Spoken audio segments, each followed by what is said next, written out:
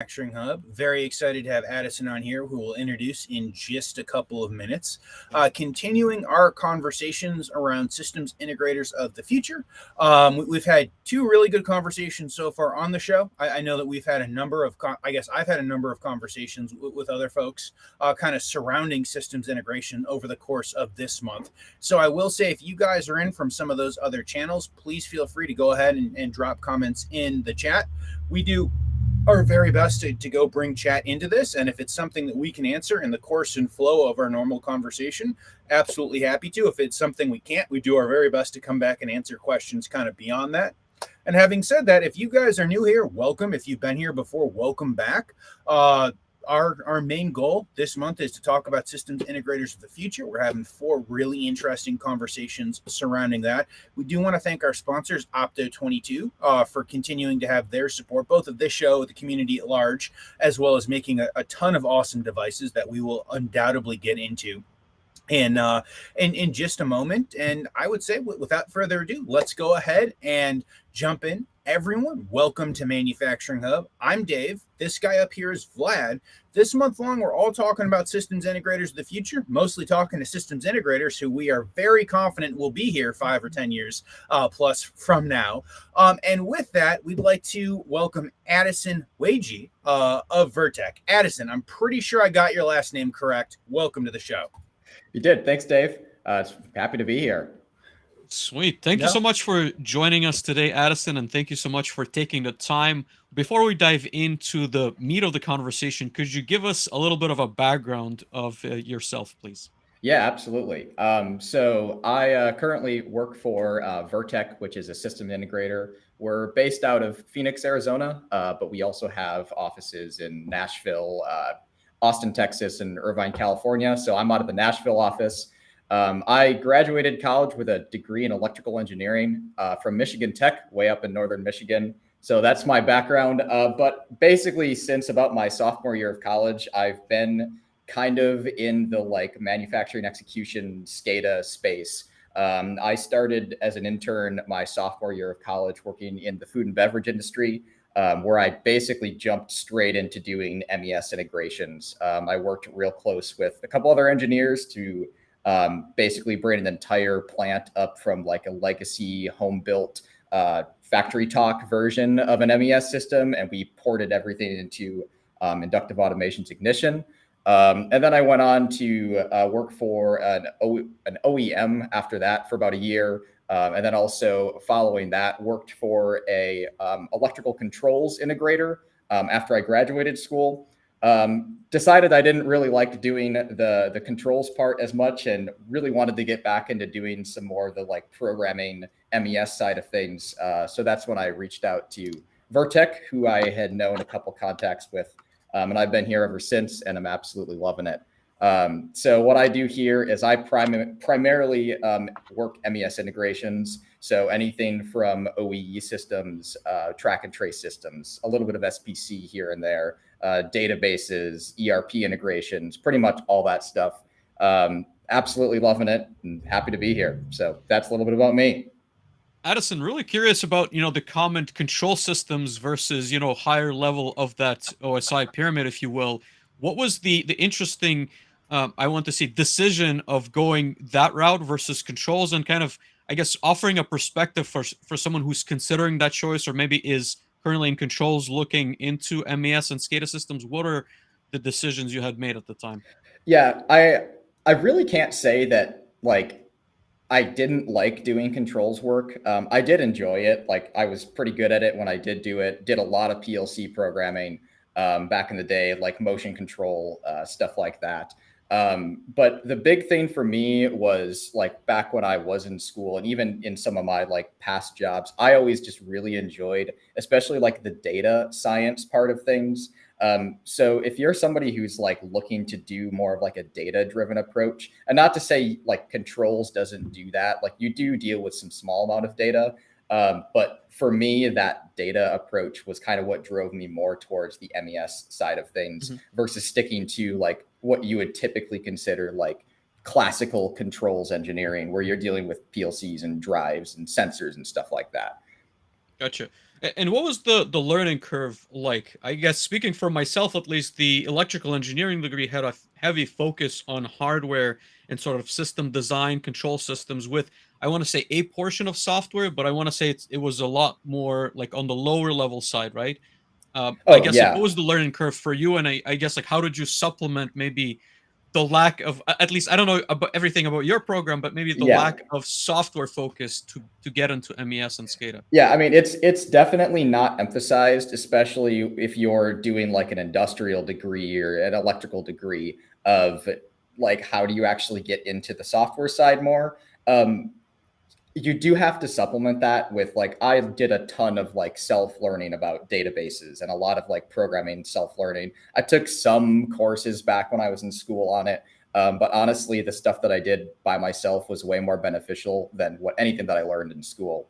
But I actually do think that the MES side of things, I think it's actually more important that you have just a background in like some type of process engineering in general, more so than your actual programming background.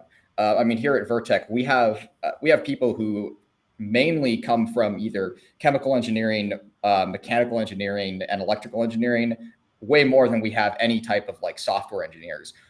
Mostly because the software part of it, I think, is a lot easier to learn than the process side of it. So like, what am I actually doing in this process? Because it's a lot easier to learn how to code than it is to teach somebody how to be like a classical engineer, I guess you could say. So I would say, like, if anybody's thinking about going into it and they're like, I don't know about the coding side, like I've never done any of that before. Like if you've got the process, like engineering part of it down, like you're golden. Like you'll be able to learn the rest of it.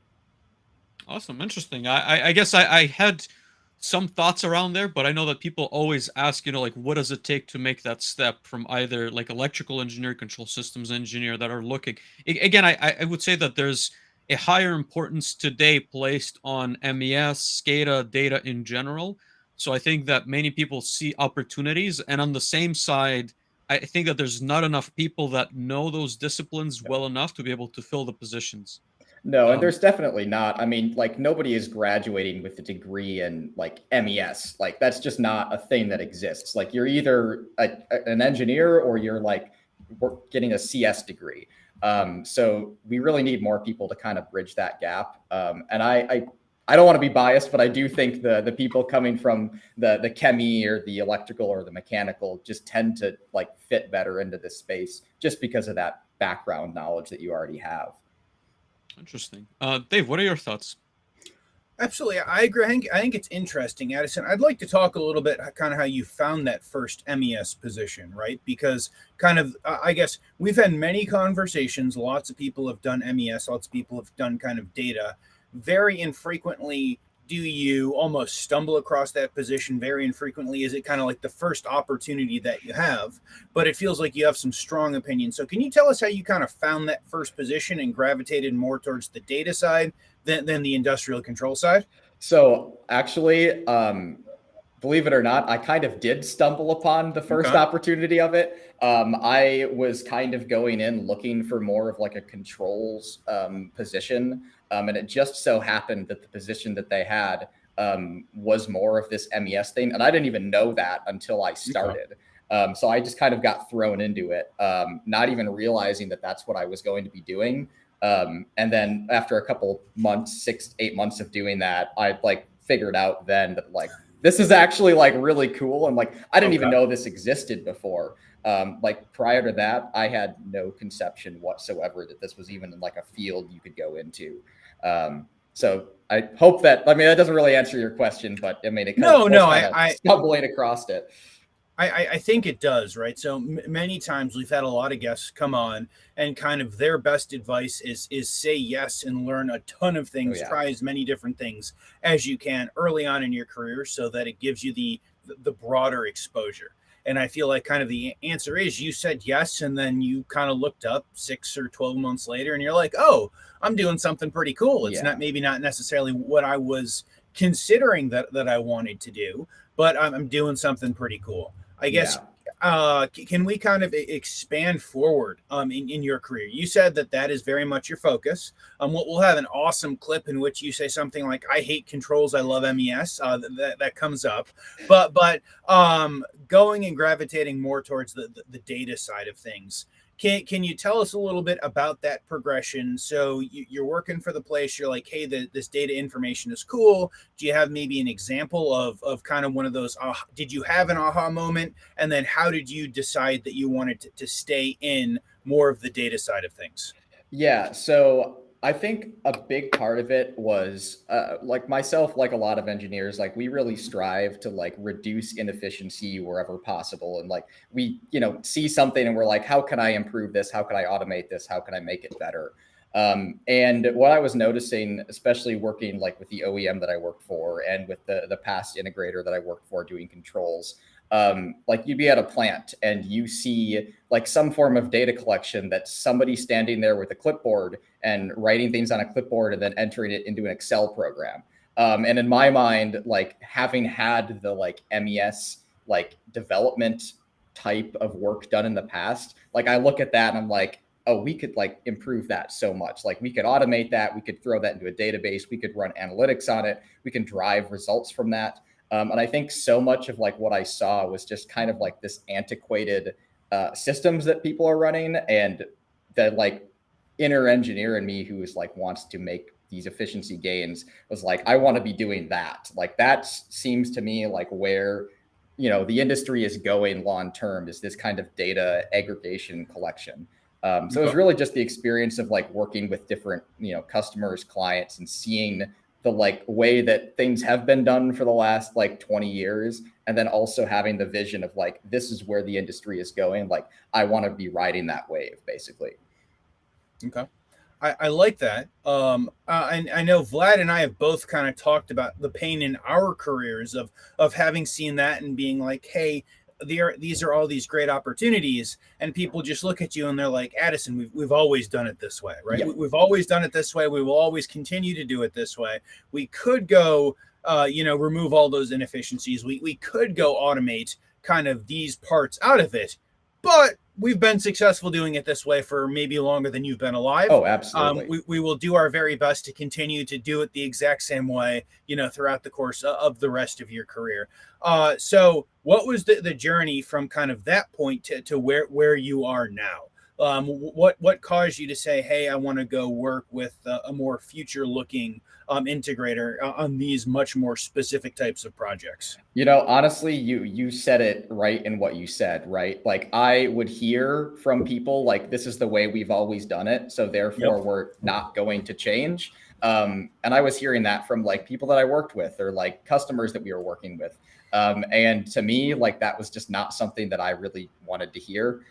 Like I wanted to be like part of something where we are going to change these things because there are efficiency gains that can be made and we can improve the process, make it better, get better data.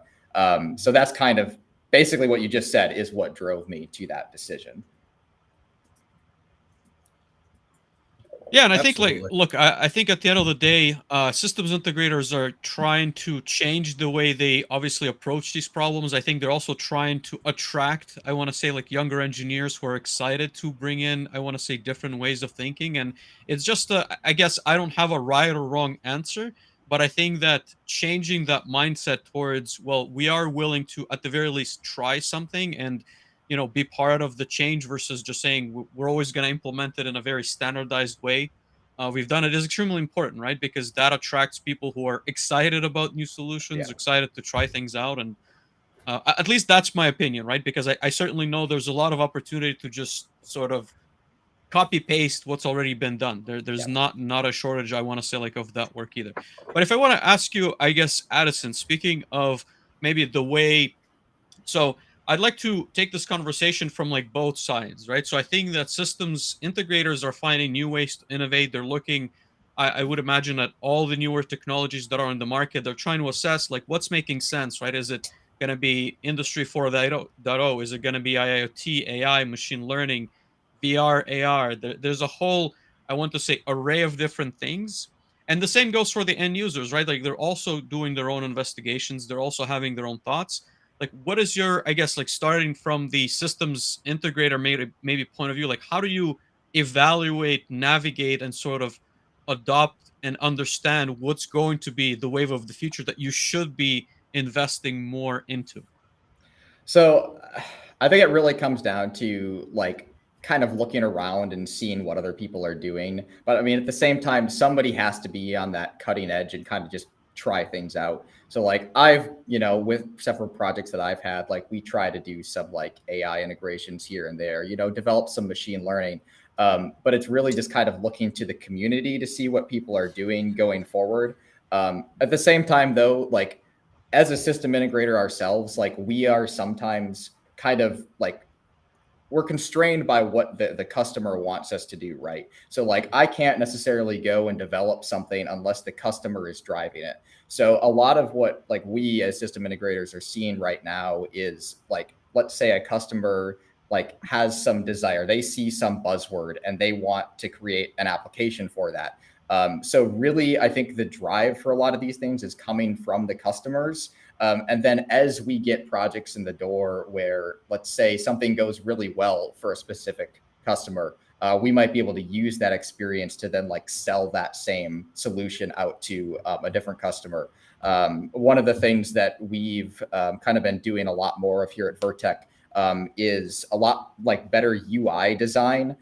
So one of the things that people are really starting to push for is like applications that look like they could go toe to toe with like something that was made by Google or Facebook, which is like kind of unheard of in the automation sphere, right? Like everybody's used to, their factory talk panels with the teal background that's looked the same since the 90s.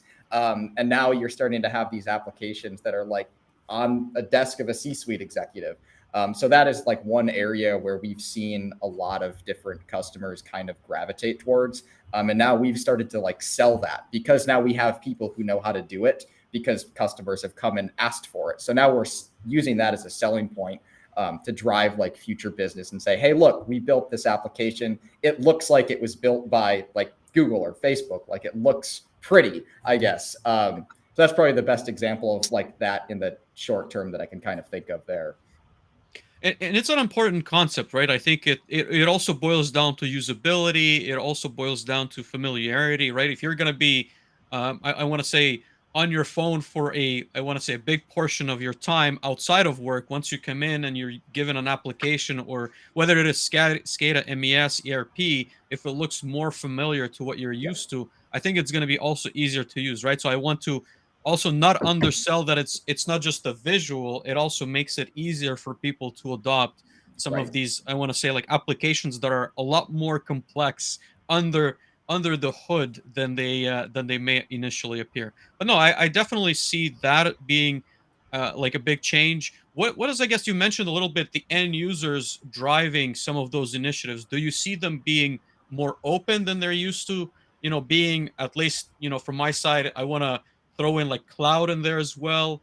So what is there, like cloud, IoT, industry 4.0? Like I'm curious, like in your conversations, do you hear more of that, or do you see them being more skeptical towards that? So it's kind of on both fronts, right? Because on one hand, like if you open up LinkedIn these days, all you're going to see is all the buzzwords, right? You're going to see Industry 4.0, you're going to see cloud, IoT, everything. And a lot of times when you get like a customer that comes to us and asks for a specific project, they might like be like, oh, I want it to include like this cloud portion, or I want it to include like machine learning, without sometimes them really understanding what that is. So like they might ask for that, and then the engineers actually implementing it might be a little bit more skeptical. So it always comes to be this like kind of push and pull between, the people who are actually paying for the project and want these buzzwords to be included, versus what's a little bit more realistic from like the integration side and the engineering side. And I guess like I'm only making assumptions like in that case, but I'm assuming you have to educate the customers a little bit Yes. more on what it would take and sort Yes. of explain to them. Okay, Yeah. And I guess like I'm that's, curious about those interactions, or like what your thoughts are on, yeah. So again, like that, integrators being more of an educator versus just a pure, like solutions provider. right. And that's honestly something that I think like everyone across the board is just going to like have to get better with in the future, because like there is that communication disconnect sometimes. between like what is asked for and what's even able to be delivered. I guess a great example of this is like, let's say a customer comes to us and they say, I want to be able to see like my downtime values for all my machines in this entire facility. And like from the person sitting in like the manager office, they might say, that's a great idea, right? Like I'll be able to see which machines are down, why they're going down. And from like an engineering standpoint where I'm sitting, I'll be like, that sounds great. Like, let's do it. And then when you start to talk to people, and this usually happens after like a project has already like had the kickoff, you start to find out like, oh, wait a second, like how are like you have no connection to these machines at all. Like there's not even an Ethernet connection. Like how are we even going to get this data? So a lot of those questions of like what's even possible to do from the start, we have to be having those conversations a little bit more, because like right now there seems to be very high like expectations without even understanding what the initial conditions are, which is just something like that's just a very narrow example. But across the board with a lot of that stuff, ERP integrations happens a lot in that way. A lot of the data collection stuff from different systems happens that way. So I think having that, bridging that communication gap is definitely going to be something that like just we have to get better across the board at. Dave, what are your thoughts? Absolutely. So, Addison, I think you brought up a bunch of good points, right? And I think one of them is at some point customers are going to have to go drive these conversations forward, the development forward. But I guess I firstly would like to have a conversation around. So there are technologists generally with customers. There are technologists sitting here having this conversation and listening in, and at many different systems integration companies. What percentage or how much of the responsibility of driving the technology and the things that we do technology wise forward rests with the end users versus systems integrators of the future versus maybe OEMs who are developing the technology and should be helping to give us direction on at least a number of different ways to use their systems?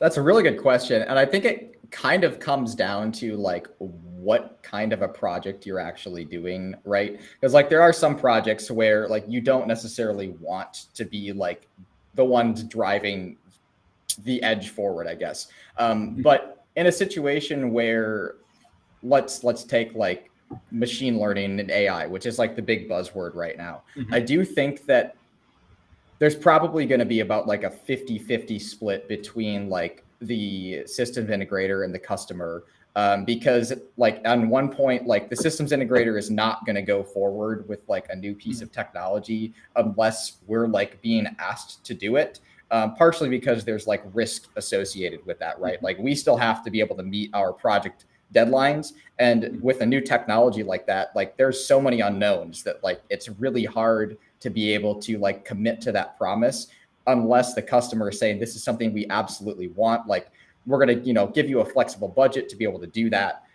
So especially between like systems integrator and customer end user, I think it's going to have to be more of a 50-50 split before we can really see some of this stuff take off, just because of the risk associated with like, pulling up this new technology that arguably not a lot of people, especially in the automation world, have ever touched before. Absolutely. Yeah, I would make the comment. I think.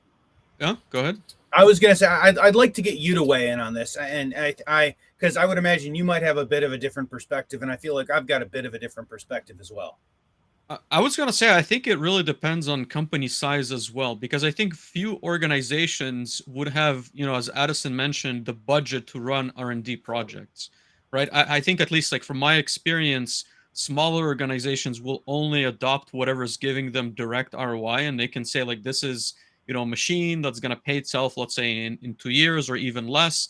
Then we're able to make that investment. A large manufacturer, and again there's a couple of R&D centers that I know of, are looking into just purely we're going to put some money aside. We're going to try and look into, like, again, I've seen even drones being tested within a factory to see if that would be feasible, right? So something as outlandish as that, but it's, they have the funds to sort of investigate it in order to be maybe the early or the first adopters of such technologies. But I think it's far and few in between, at least based on my experience.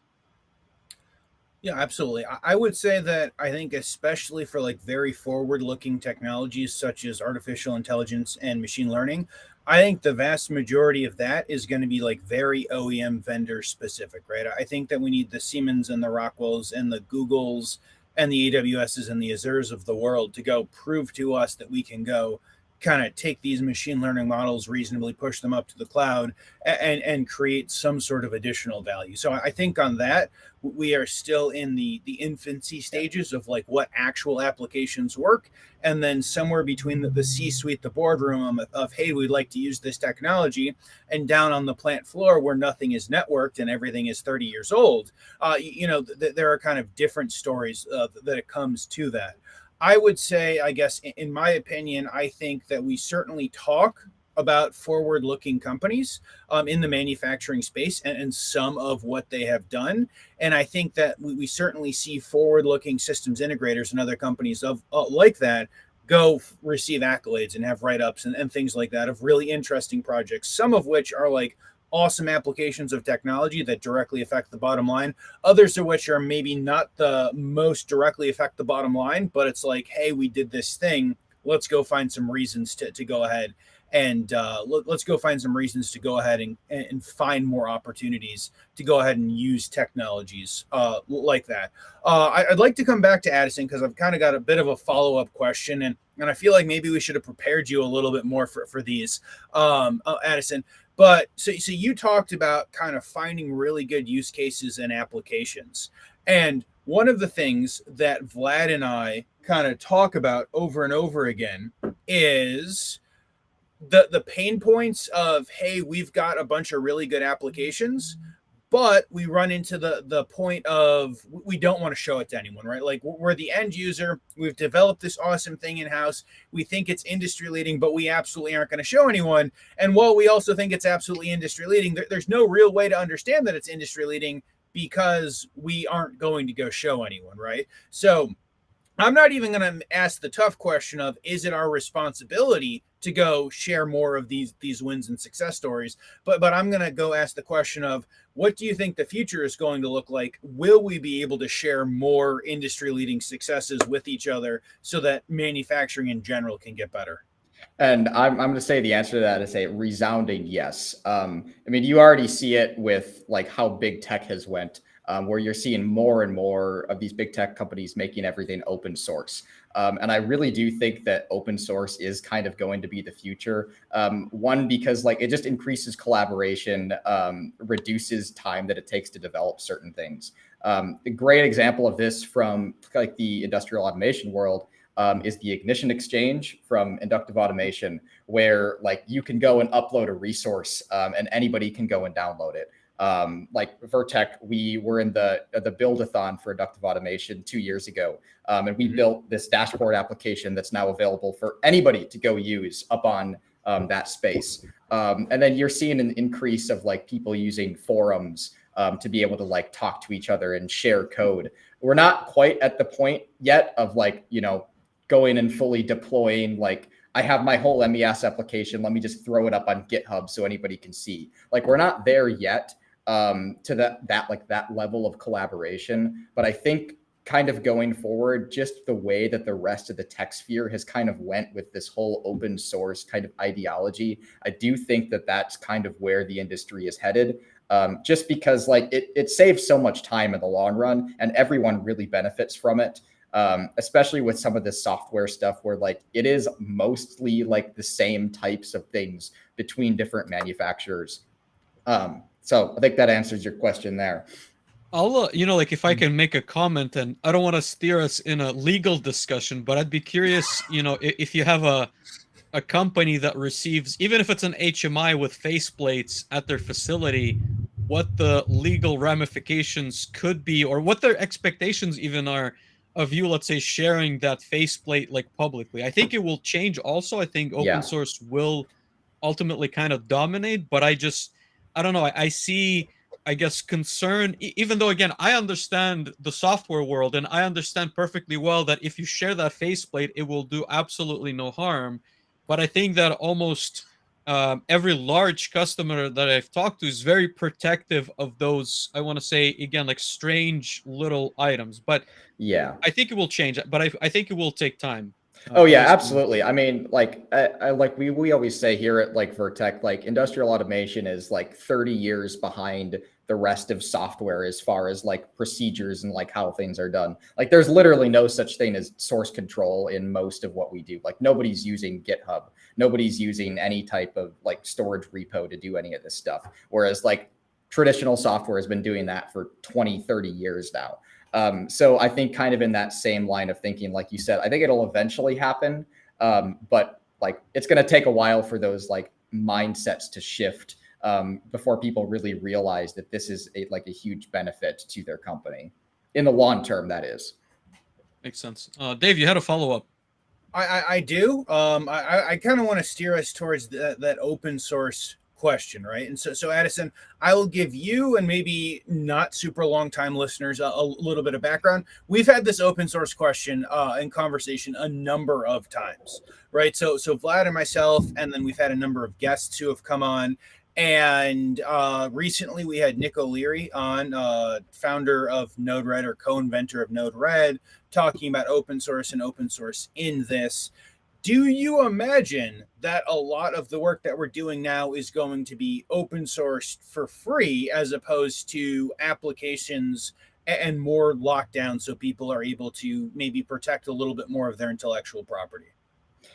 I think the overall, like the platforms of which are developed and like broad, like here's like an interface. I think that type of software is going to become open source. But when it comes to some of the like really more niche stuff, I definitely think there are industries that it's not going to ever become like, I think especially when you get to a lot of the like highly regulated industries, like, you know, your power and utilities companies, like there's just like legal and like security reasons why you wouldn't want that to be open source.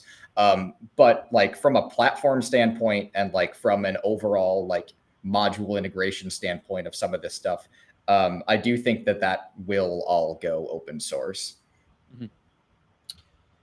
I would definitely agree, but I think like the general public or maybe the industrial automation space like sometimes misunderstands open source as, you know, like you're almost like open to everyone taking the entire code base versus like, again, I think it's about sharing like smaller modules and not reinventing the wheel, because I think like I've certainly been in the situation where, you know, I'm creating a data model for, let's say, a pump, a conveyor, like a filling tank, like whatever that may be, and I'm reinventing that from scratch because there's just not someone who has set a standard, and so I'm left creating that from ground up. And that happens even within the same company across like different facilities, right? Like there's a counterpart that's going to create that data model, and he's going to do it a little bit differently than I am because there's no tool that allows us to sort of, and I know now the OEMs I think are coming up with better ways to sort of like manage that, but I don't think it was as available or it's not as well covered as it is in traditional software. Yeah, I mean, that's even something that like we as system integrators deal with ourselves. Like when we're designing these MES systems, like, I mean, you might have like a task to design some portion of it. And like, without even thinking, you just like start to go down the path of like, all right, this is what I need to do here. I'm going to go. And like, sometimes you don't even think about like, oh, I should have like asked to see if anybody's ever like designed this before. Because like, you know, 30-40% of the time, like somebody's probably already done something that's like 70% comparable that could save you a lot of time. So being able to like have some sort of like repository like that you can dig into, even like internally, would be hugely beneficial. But it's a lot of getting the mindset of like all of your engineers on board with that same kind of reusability, kind of like turning things into like not a black box, but kind of packaged up in a way where it can be reused for like multiple different uses. Yeah, absolutely. I definitely agree with that thought. If I can follow up with the question, right? So talking about all these different technologies, talking about different parties that might have an impact on what is coming next. Do you have a wish list, Addison? If you were to say, well, you know, we're trying to innovate, we're trying to move a little bit faster than we are today, what would be some interesting items that you would, I want to say, desire to be available in our space? It could be from OEMs, it could be requests from end users, but ultimately that would make maybe the automation engineering space a little bit easier and manageable? Yeah, so number one, right off the bat, is some type of source control. I mean, it's what we kind of struggle with the most here. Is basically what we've been talking about, is reinventing the wheel for, even internally reinventing the wheel. So that's definitely number one on my list of like something that we need now. I think there also probably needs to be like a better standardization across some of these different like integrations of how things talk to each other. I see it a lot with like ERP systems, and like the ability to connect to certain ERP systems to an MES system. It just proves to be really challenging based off of like, there's so many different ways that you can do it. There's so many different ways that people have their setup. That becomes really challenging. So being able to get those standards kind of down better and get more people on board. I think those are my like top two. I could probably think of some more if you want, but. No, I think that definitely makes sense. Dave, any thoughts on that? No, I think Addison, you bring up a bunch of good points. We're not going to touch that ERP conversation because that's a whole other conversation. We'd have to call Sam back on to go talk about ERPs, and he could go explain in intricate details all of the differences between them, and then all of our heads would explode. So we'll save the listeners from that, but drop a link to the Sam Gupta episode that was significantly less technical about those interfaces. I agree with you kind of on the version control and on the modeling and have we done this before? I guess in my experience, I see systems integrators. Some of them do a really good job of kind of, this is the catalog of what we've done. We've got standard. If the customer doesn't have standards, this is the standard on how we go develop things. This is how we go develop the demo so people can understand kind of the look and feel and things like that. And I think really good systems integrators kind of have that built so you can go showcase what someone is going to get if they don't have a standard themselves. Having said that, it scares me every time I walk into a client. So I in the past have done some amount of like development from we don't have anything. And my current state, most of the time is people have a problem with the system. And I'm coming in to go give them an understanding of what's going on with the entirety of the manufacturing as a system.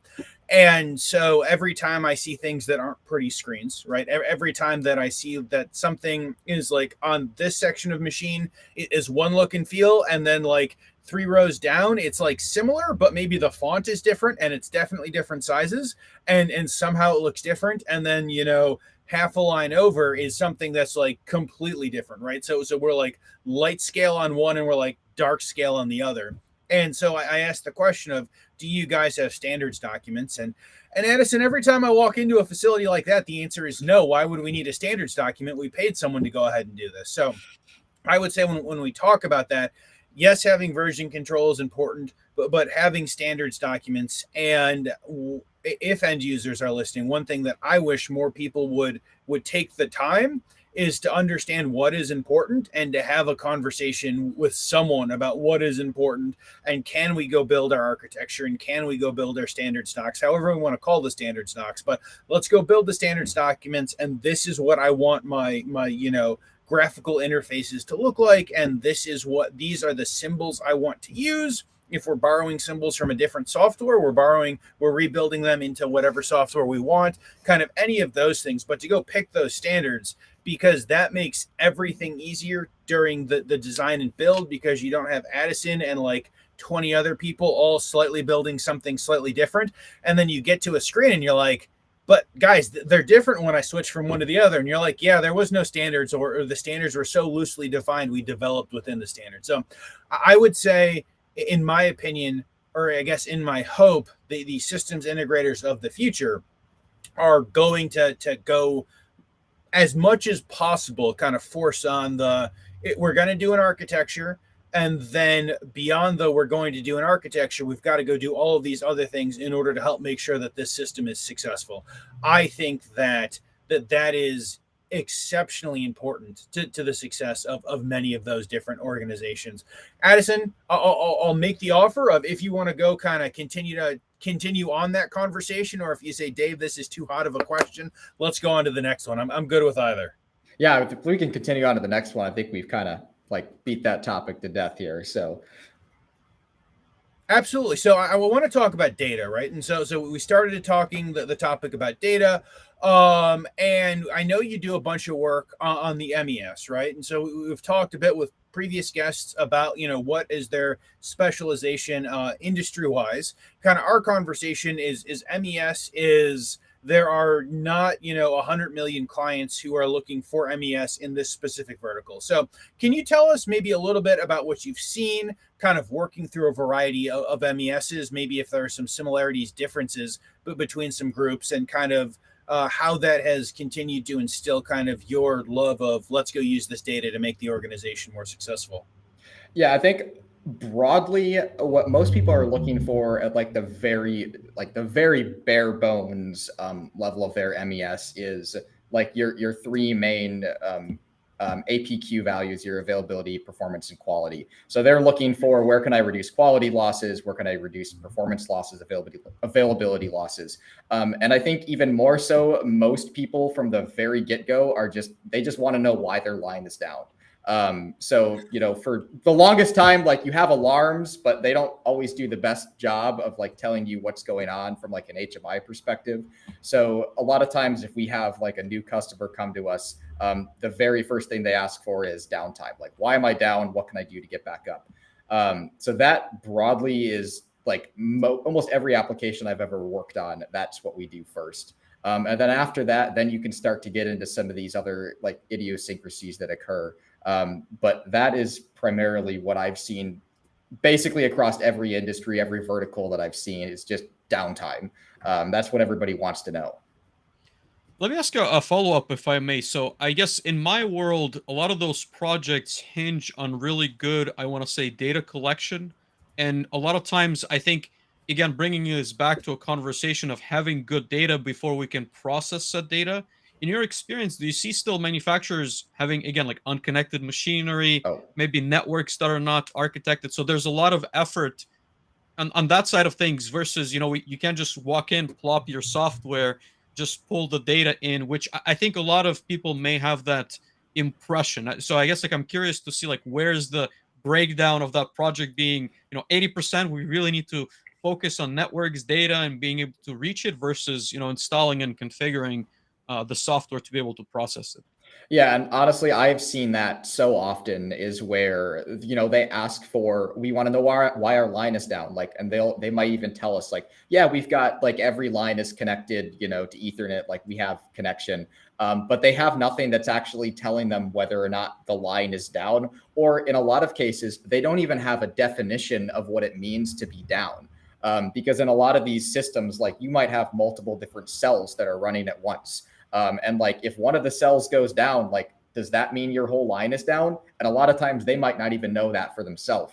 So really being able to communicate, like, get those things nailed down from the start, oftentimes is a bigger challenge than like technical portion of it, and coming up with these definitions of like what is what. And oftentimes, like, you get such conflicting answers from like the people who are on the floor. Like, your operator might say, no, this is why it's down, and then management might have a completely different definition of like, this is why it's down. But then in the same regard, like, just showing up to a client site and like them asking for downtime on a piece of equipment that has no Ethernet connection whatsoever, and then like wondering why they can't get data from it. And it's like, well, it's not connected to anything, so how do you expect us to get data? So I do think they're like, from the get-go, like, some more of those conversations have to be had around like, do you actually understand what you're asking for before you like want us to go implement it? Because like, we are only told so much as like a system integrator sometimes. And if you tell us like everything is connected and ready to go, and then we find out that it's not connected and ready to go, like, now we have this huge gap that we have to cross and have to do all this extra work, just because like you didn't understand your own system from the get-go.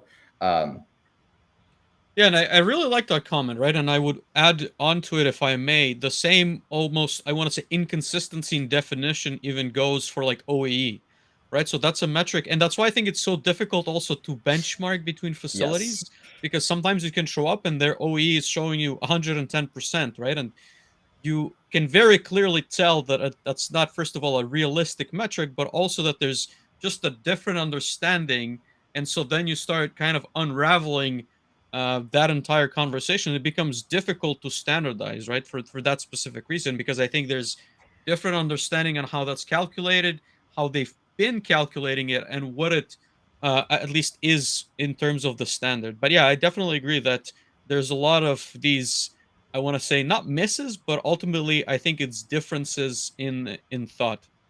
Dave, what are your thoughts? I agree with that. I think that, as we've discussed in the past, that to some extent, OEE is that data science, right? But to some extent, it is the art, because no one really wants to go see that, their downtime is significantly worse than they thought their downtime was. And then it's, why is my system broken? Because obviously we can't possibly be running this bad. I thought we were running 78% and we were trying to get to 85, but you're telling me we're running at 16%.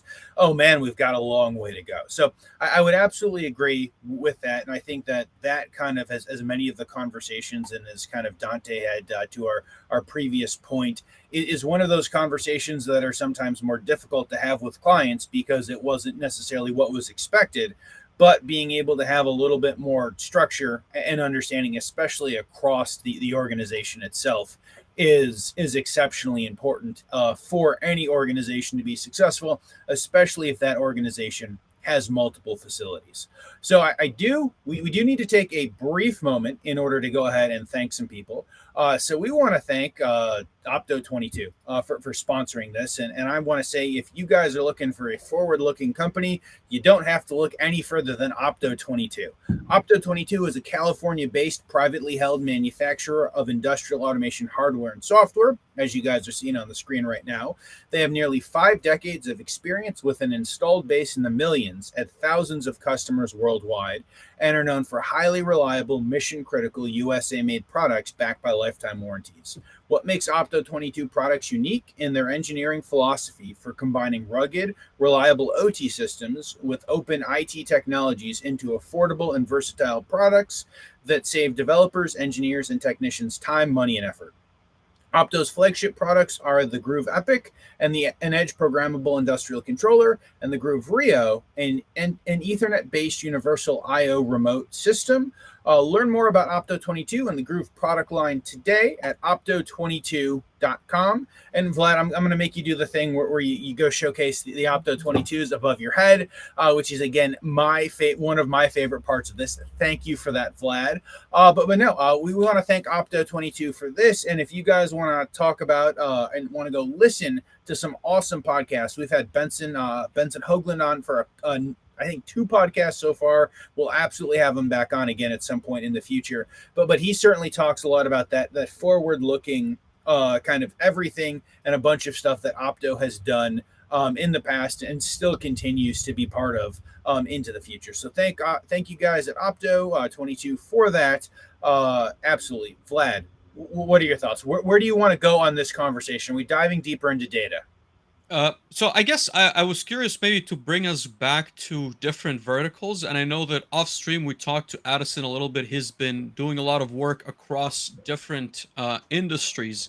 And so my thought would be, or I guess like my question for Addison, like, do you see certain industries adopting more of this sort of like bleeding edge, cutting edge mentality versus others? And I know that we've prefaced also a little bit earlier with, let's say, the utilities and probably your heavily regulated environments are not going to be obviously as forward thinking, or at least in my general opinion. But what are your thoughts across like the industries? Are you seeing some industries moving a bit faster? And I think it's also with the perspective of, can we learn something from other industries as, again, control systems engineers, as SCADA, MES engineers, maybe bring this back to where we are?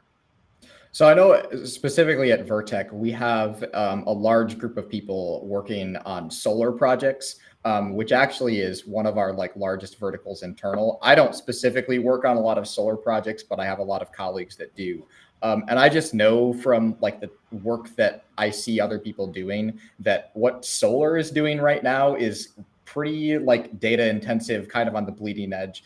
They're really pushing a lot of the high end SCADA platforms forward, a lot more so than almost any of our other clients are right now. So I think that kind of like clean energy push where you're getting a lot of the like money coming in from the federal government, like subsidizing some of this stuff.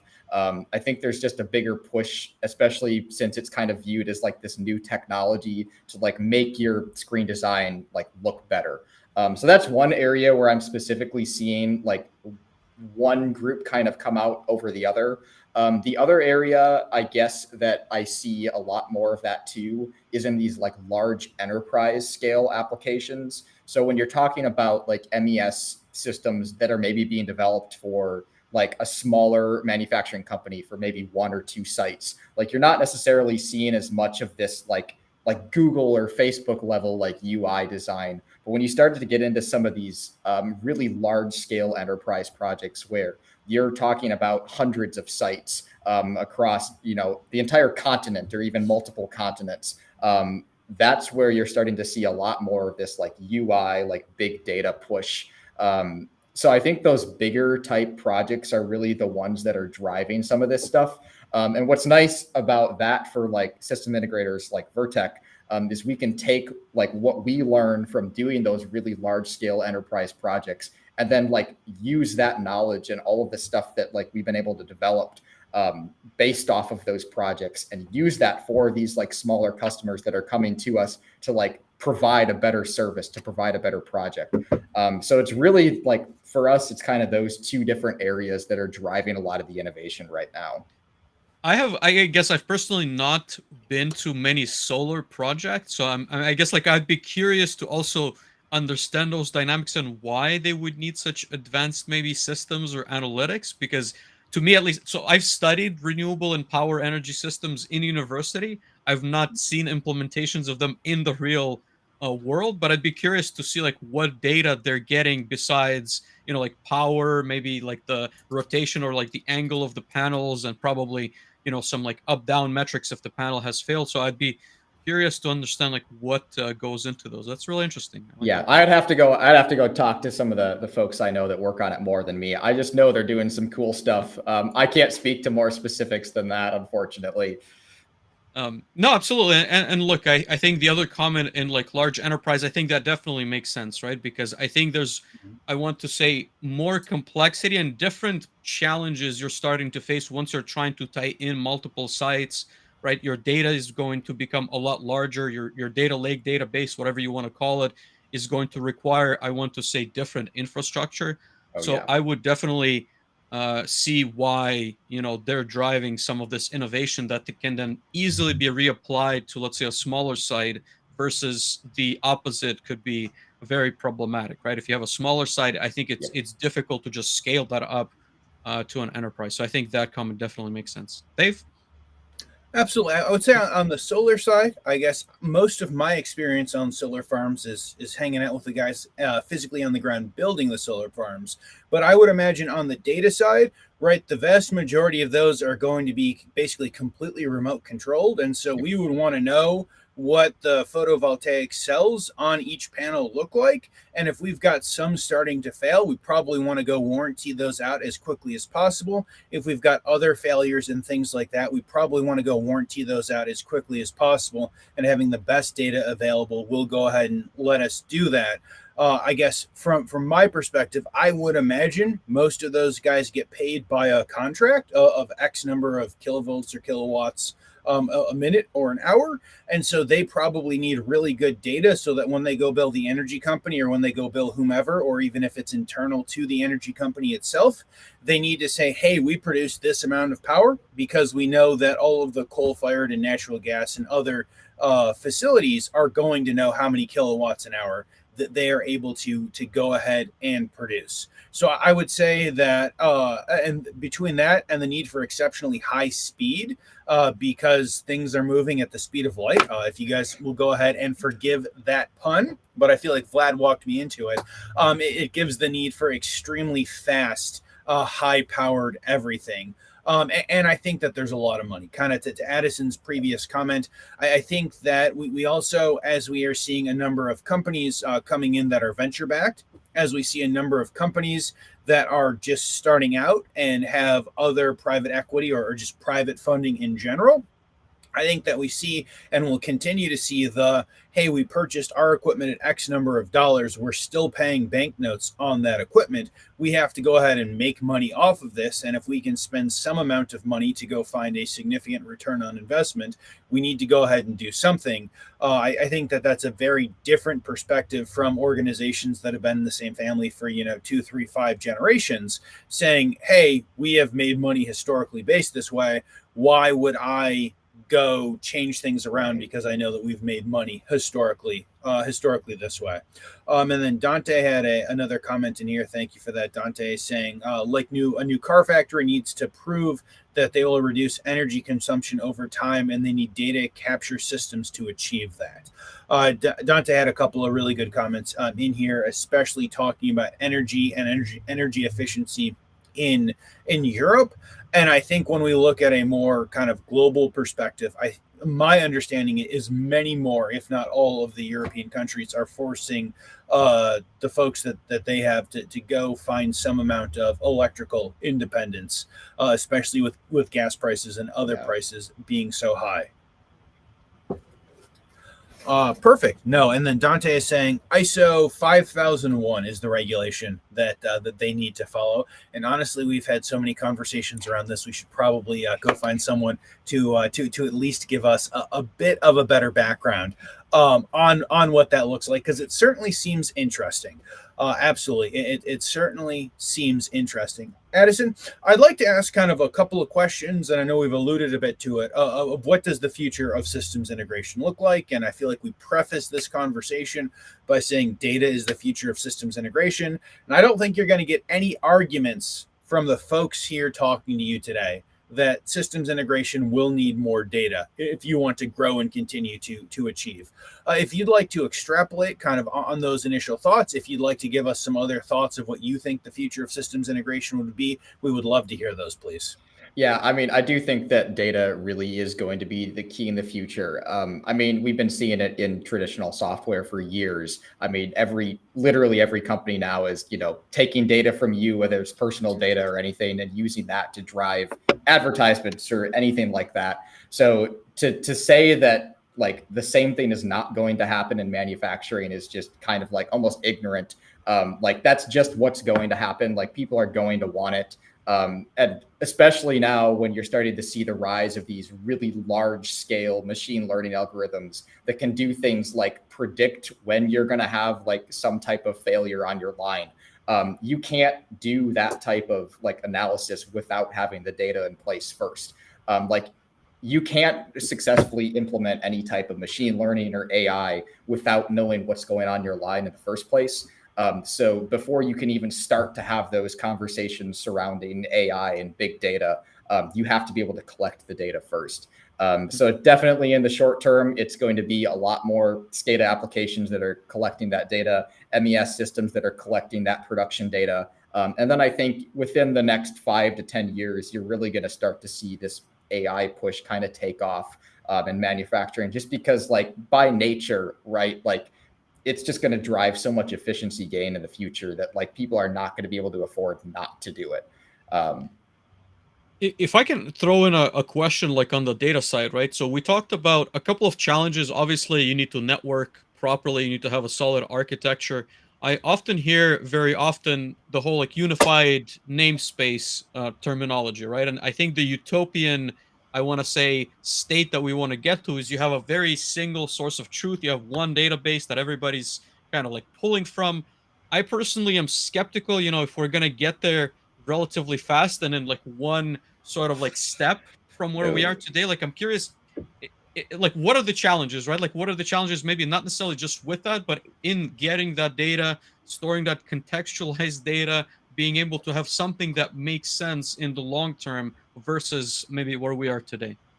So like it's a really big challenge, right? Because for a lot of these customers, like you're running on these legacy systems that have been operational for 30, 40, 50 years. And to be able to go in and say, okay, we're going to transition to this entirely new system is just a really challenging prospect. So I think there's like a couple different ways that you can go about it, each with their own challenges. One is like you just straight up say, we're going to build this other system in parallel and then just swap over. That's one way you can do it, and kind of just like say, okay, from June 22nd going forward, like all data in the past is like null and void. We're just going to swap over to this new system. But then, of course, you don't have historical data. It's easier from a standpoint of I don't have to integrate all these old legacy systems, but I might not have historical data, which you do see some people doing. But what's more likely to happen is people say, I want to migrate all this old data from I might have a dozen different databases. And now that becomes a challenge, right? Because you might have things that don't line up quite right. And to be able to do that kind of integration requires a lot more individuals from this customer that's doing it. A lot of institutional knowledge too, because those databases might have been written in ways that you might not be able to understand if you weren't the one to design it. So there's a lot of challenges involved there. I don't know what's the correct way to go, and it might come down to who the customer is and what their specific needs for that data are. But yeah, it's a challenge either way, especially when you're dealing with those legacy systems. Yeah, and I'm curious, to be honest with you. Again, I don't have an answer that I think fits all solutions, but I'm curious to see how it's gonna shake up, even from the an integrator, or let's say consultant, whatever you may be, third party outside to that end user, how that's gonna really look. Because if let's say if I'm going to deploy that system and I'm looking to have access to, let's say, certain pieces of that data to build out connections to ERP, MES, whatever that looks like, and somebody else comes in and is also able to sort of manage that entire infrastructure, it becomes a challenge, right? Whether we want to admit it or not, I think again it's almost a utopian view. I would love to have a single database, everybody can access it, but the reality is a little bit, I want to say, grayer than that. Because as soon as, let's say, if you're a third party that takes down my connections, then I'm going to be blamed regardless, right? There's obviously going to be an investigation. They're going to try and figure out whose fault it was, but it becomes this very strange, I want to say, battle, because I want to be able to have a reliable system versus sharing that with everyone could be difficult. But again, I don't know if someone has achieved that single source of truth view yet. I've not seen it personally. I continue to hear. So yeah, I'm curious to see how it's going to play out in the next 5-10 years for sure. Dave, what do you think? I think as much as it would be easy for all of our lives if there was one answer for everything, if years of experience in this industry has taught me anything, is that there is never necessarily one answer for everyone. And even if there is one answer for everyone, most groups think that they're very special and their answer should be different than the people who make the exact same thing 300 yards down the street. So I think it'll be very interesting. I think kind of similar to the conversation that we were having about data modeling and everything like that with Travis last week, is that while we are still very much kind of in the nascent stages of what will the future look like on the data side, on the data modeling side, how are we going to go connect all of these? Will there be one group that kind of takes a lead and to Addison's earlier point, goes and says, hey, this is the data structure we're going to have, and will it be an MQTT? Will it be an OPC-UA? Will it be another group? Will ISA or another group kind of like that in order to go ahead and do that? I would imagine someone will have to set a standard, but I don't have good guesses on who that is going to be. And if we are going to standardize a kind of with one geographical location, and then Europe is going to be different from the US, which is going to be different from Asia, which probably would not be a net positive for all of us, especially all of us who work in a variety of different locations. But anything is possible. I was going to say, you bring up a good point about the standardization too. So I know ISA, a lot of people in the MES space know about ISA 95 and how ISA came out with this standard that's supposed to be kind of your benchmark for how you design and build these MES systems. And the problem sometimes with these standards is they're either too vague or they're too broad. So with ISA 95, for those out there who have used Sepasoft, which is a module that comes with inductive automation ignition, they really tried to go after let's implement ISA 95 as much as possible. But what we found is it's very difficult to create something that like fits every situation. Like even using the Cepasoft modules, like we're almost always having to build something on top of it because two manufacturing processes are the same. So like to be able to come up with some standard that fits every application and every use case, I honestly think is almost impossible. Just because of the broad range of things that you have to cover. There's not enough, words that you could put on a piece of paper to describe that. So I think that to create that like kind of, utopian standard, I think is just that, like a utopia. I think there's general patterns that we can follow. But again, like everyone is different. I would agree. I think that it will certainly be difficult. I don't personally think that we can create one standard that will catch everyone. Might we see industries go after more specific standards, and might we see those standards kind of split between legacy and moving forward? I think that might be more realistic, but it doesn't necessarily solve all of the problems that that we are talking about. But talking about solving those problems, Addison, I'm going to give you this real easy softball that I give everyone, and you are prepared for. I want to know what you think the future is going to look like, and I'm not even going to like force you into kind of this particular data only model topic. But like, what do you think the future of manufacturing and/or systems integration is going to look like over the next 5 years? Next 5 years, I definitely think we're going to see like this larger push towards these data integrations. You're going to see a lot more like reducing like the number of people that it takes to like work on a specific line. Whether or not you think that's a good thing or bad thing, it's just the way that it seems to be going. That increased automation. I mean, everybody's looking to do it, especially in the US. A lot more business decisions are going to be starting to be made with these like MES applications, for example, and being able to kind of track your product through the manufacturing process. I mean, we're already seeing it now with like C-suite executives having these like MES applications being up on their like desktops, basically. So yeah, the data, again, kind of the point that I've been driving home this entire time. That's really where I see, especially in the next 5 years, is what I'm seeing. Absolutely. No, I think that is fantastic. We'd love to get a book recommendation from you, please. Okay, so little bit not necessarily related to automation and data, but particularly what I do, a lot of it's about building habits. So my favorite book is Atomic Habits. Going forward, definitely give it a read. It really helps you to kind of like get into these habits of like doing your work well. Awesome. I appreciate that. I think that you'll certainly have some takers on reading and/or listening to that book. Thank you so much for that, Addison.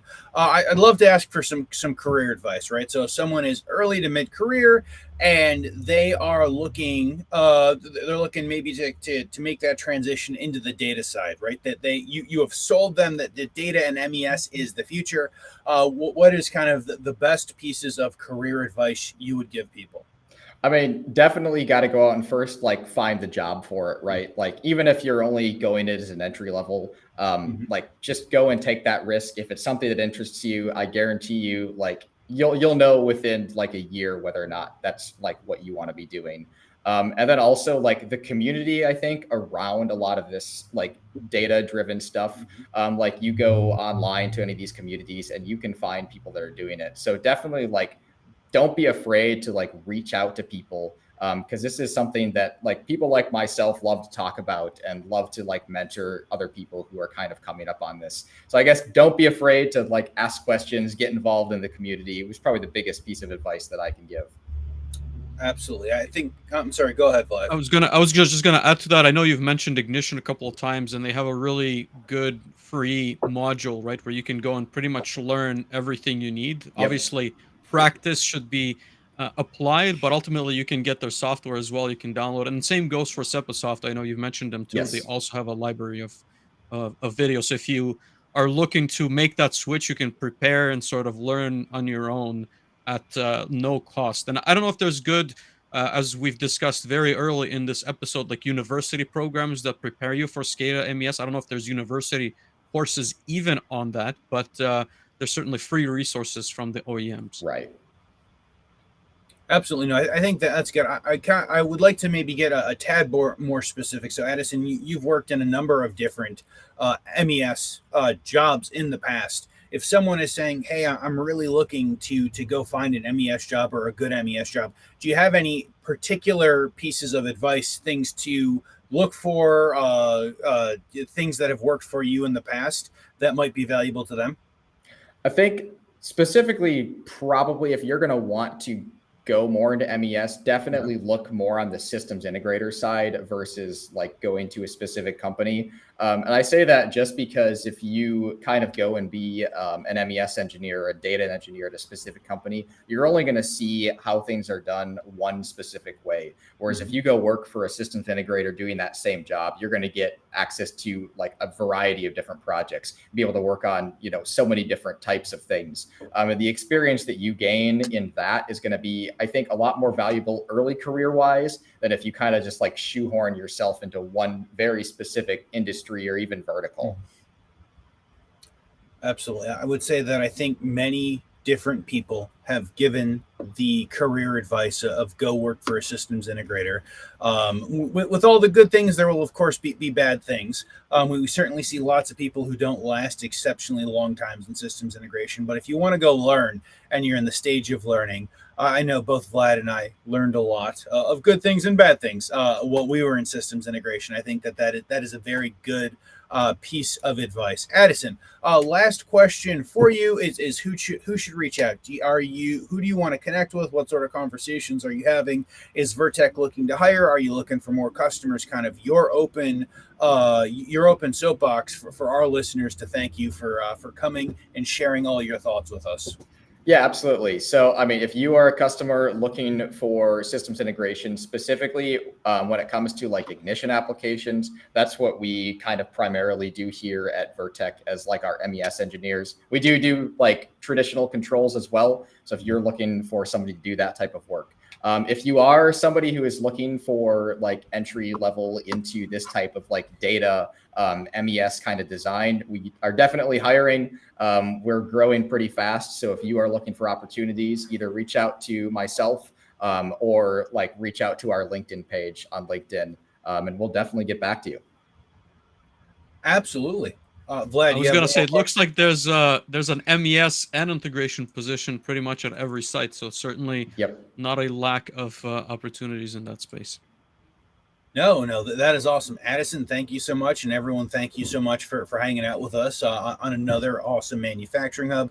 Again, this month long, we're talking all about systems integrators of the future. We want to thank the folks at Opto22 for continuing to sponsor this theme.